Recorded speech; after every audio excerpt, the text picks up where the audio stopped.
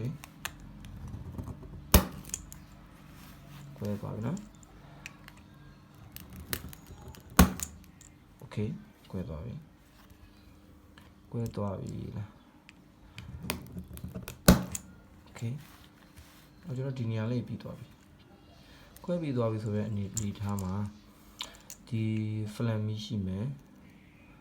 ပြီးကင်မရာရှိမယ်ပေါ့နော်အဲ့နေရာလေးကိုအဓိကသတိထားရမယ်ပေါ့နော်ဒီအဓိကသတိထားမယ့်နေရာလေးတွေပါဒီနေရာပဲရှိမယ်ပေါ့နော်တခြားနေရာတွေလည်းကျွန်တော်အားကြီးနဲ့တားကြီးဖိလို့မရဘူးဒီကောင်တွေကတားကြီးဖိလုံးမာတယ်ပေါ့နော်အထက်ကစပိန်ပါဆိုတော့သူလက်မဲ့ရောက်ရင်တားကြီးပေါက်သွားမှာဆိုโอเคအဲ့ဒါနောက်ဒီနေရာပေါ့နော်ဒီနေရာပေါက်မယ်โอเคမပေါက်ပါဘူးအဲ့တော့ဒီလိုလေးပေါ့နော်ဒီလိုလေး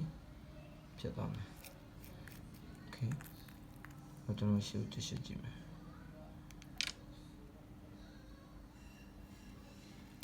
โอเค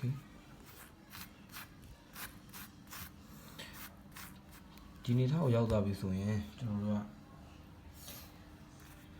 ဒါကျွန်တော်သဘောတန်ပေါ့နော်သဘောတန်ဆိုကြီးသွားတိုက်တဲ့သဘောတန်အဲဒီကောင်လေးလက်ရှိရင်အကောင်လေးကကျွန်တော်အကုန်လုံးရှင်းပြီးတော့တန်ရှင်းလေးလုပ်ဖို့နော်ဒီထိုးတာလေးသုံးမယ်ထိုးတာသုံးမယ်ဆိုတော့ကျွန်တော်ဘယ်လိုသုံးမလဲဆိုရင်ခွာလို့ရရပေါ့နော်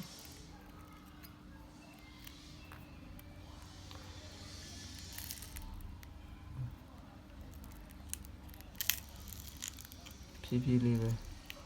ကျွန်တော်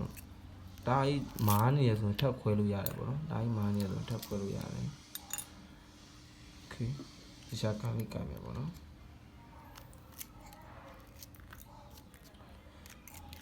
နောက်ပိုင်းမော်ဒယ်အမြင့်နေမှာကြောင့်ကျွန်တော်ဒီဘက်ကလက်ဒီလိုမခွဲရဘဲနဲ့လုံးဝကွဲနေနောက်ကနေပြီးတော့ကျွန်တော်တို့ဒီခွာပြီးတော့ပေါ့နော်အချက်လိုက်လဲလို့ရတယ်အကောင်လေးလည်းရှိရပေါ့နော်အကောင်လေးလည်းကျွန်တော်ပြပေးမယ်နောက်ကြ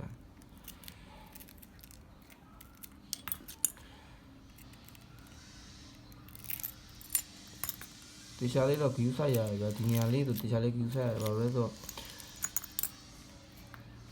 ခေါင်းဝိုင်ယာလက်ရှိရပေါ့နော်ဝိုင်ယာလက်ရှိရတဲ့အတွက်ကြောင့်မလို့ဒီနေရာလေးပြတ်သွားရင်ကျွန်တော်တို့